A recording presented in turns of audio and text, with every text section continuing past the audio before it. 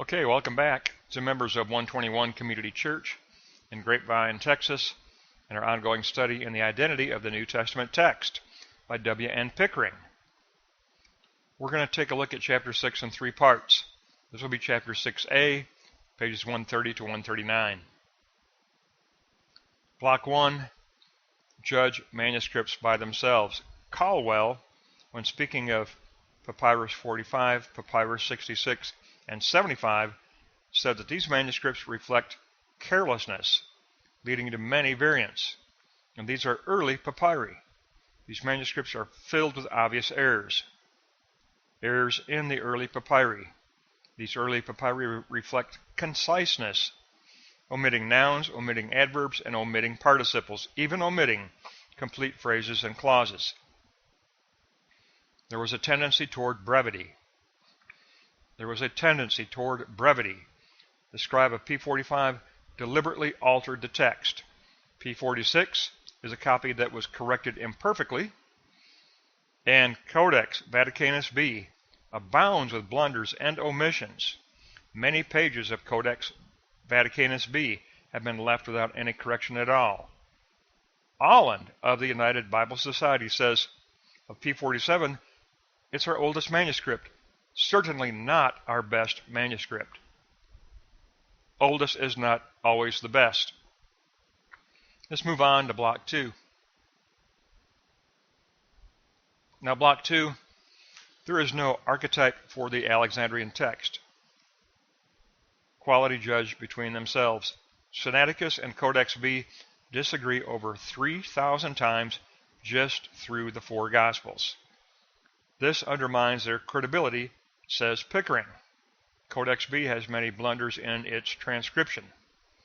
The problems with Codex Vaticanus B. It has a large number of omissions, and Sinaiticus is even worse.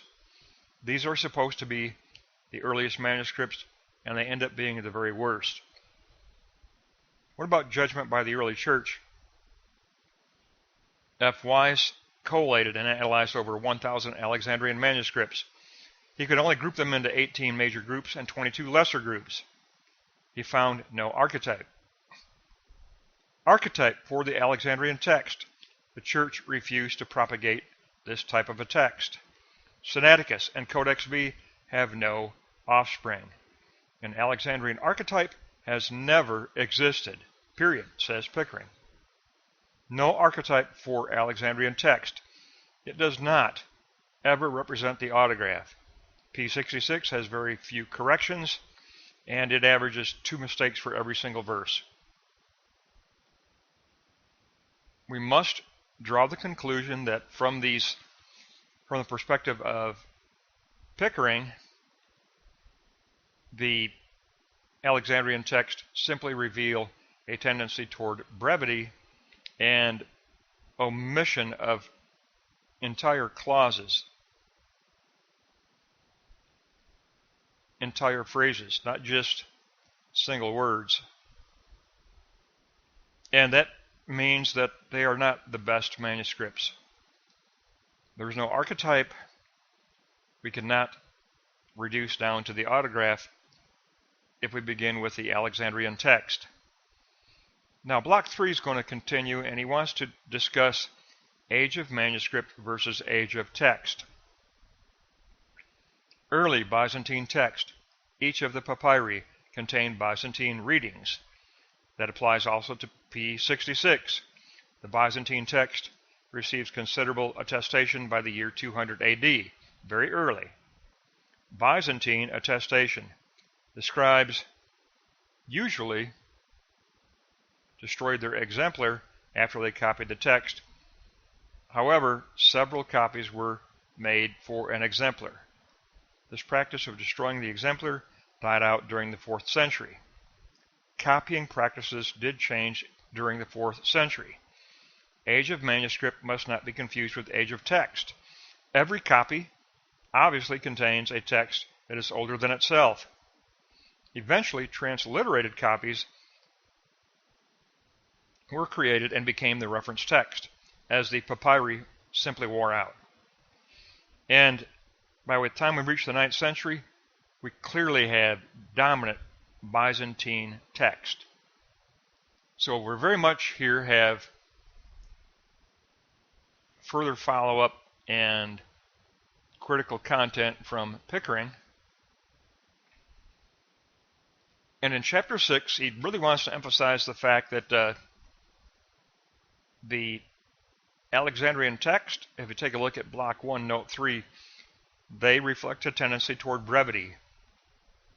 They deliberately altered the text, and they made imperfect corrections, and he singles out Codex Vaticanus B.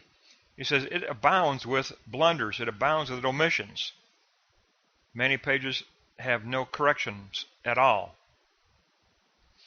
And he even quotes Holland of the United Bible Society. And he says that he states that P47 is our oldest manuscript and not a good manuscript. And that's from the United Bible Society. So Pickering even says we get testimony from the United Bible Society as well to support the fact that oldest is not always the best. And then in block 2, and you look at note 3, he quoted the scholar Weiss, who analyzed over 1,000 Alexandrian manuscripts and could only reduce down to 15 major groups. Not one archetype, but 15 major groups. Very diverse.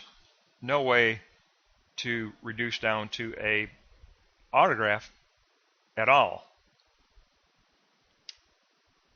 And then in block 2, note 5, Pickering says Alexandrian texts do not represent the autograph, and they are riddled with mistakes. They are diverse, they don't agree with each other, and they don't reduce down to a single archetype, period. And he brings in other scholars to support that position. It's not just his own opinion. And then in block 3, we really did have to look at the copying practices, because copying practices had to change once the papyri started to radically deteriorate. They created transliterated manuscripts that became reference text. But there was a tendency to preserve the Byzantine readings. By the 19th century, Byzantine readings are dominant, says Pickering.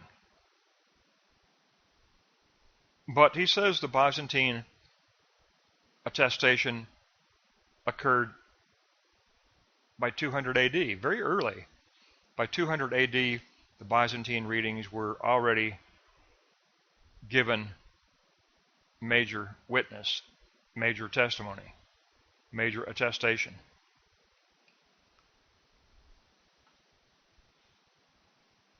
So Pickering, although he's labeled this chapter the addressing possible objections to the preference for the majority text, he is clearly offering a critique of all early Alexandrian papyri and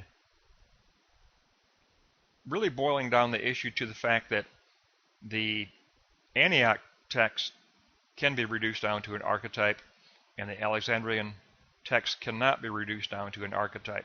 That becomes a fundamental notion for him. He quotes other scholars. He even quotes Holland of the United Bible Society to posit the notion that the oldest is not always the best. In fact, the oldest reflects a tendency toward brevity and a very obvious evidence of omissions and lack of corrections, especially toward the end of the manuscripts when the scribes simply, because of fatigue or whatever, there are fewer and fewer corrections, So the manuscripts are not good. They are not good copies. Obviously, that means that he can support his position that the preference and the default should be toward the Byzantine. We should not default to Alexandrian. We should default to the Byzantine. And the age of the text is evident in the 4th century Antioch manuscripts. Even if that manuscript might not be the oldest manuscript, it reflects the old archetype, it reflects the autograph, and it can be reduced down to a autograph archetype. Alexandrian texts cannot, says Pickering. They are variable, they have many variants, they don't agree with each other, there's no common denominator between the manuscripts, and Weiss could only create 18 major groups, and he evaluated over 1,000 manuscripts and could only come up with 18 major groups. Not one singular archetype, but 18 major groups, and many subgroups abbreviated under that. So the evidence here that Pickering is giving us, again, he's continuing his own positive critical evidence now. He's not reactionary, perhaps a little bit reactionary, but basically he is creating balanced testimony. Here is what we find in the Alexandrian historical evidence. Therefore, objections can be answered because we consider the quality of the manuscripts themselves. We consider the quality with regard to the early church and its preference. We consider the manuscripts according to common archetype. All of these evaluations point without reservation for Professor Pickering to an absolute need to default to the Byzantine text and not default to the Alexandrian text. So definitely he is addressing these errors in the papyri, and that the Alexandrian texts are abbreviated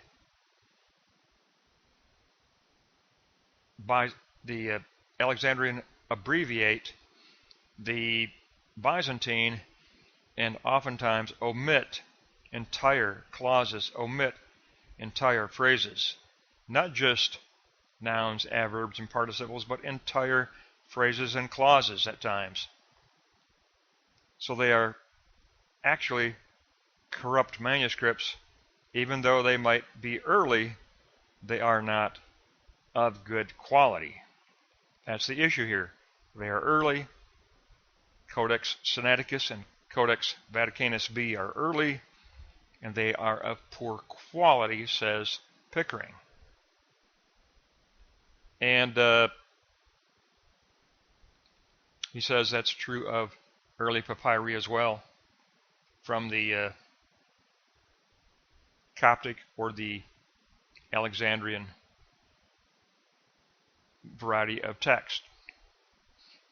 So that's going to wrap up 6a, pages 130 to 139, and it gives us a good look at how this chapter is going to proceed and how he is going to address this conflict between age of manuscript and age of text. That's definitely, this lesson gives us his trajectory. He's approaching objections from the dialectic of age of manuscript versus age of text. And we'll pick up next time in 6b, beginning with page 140.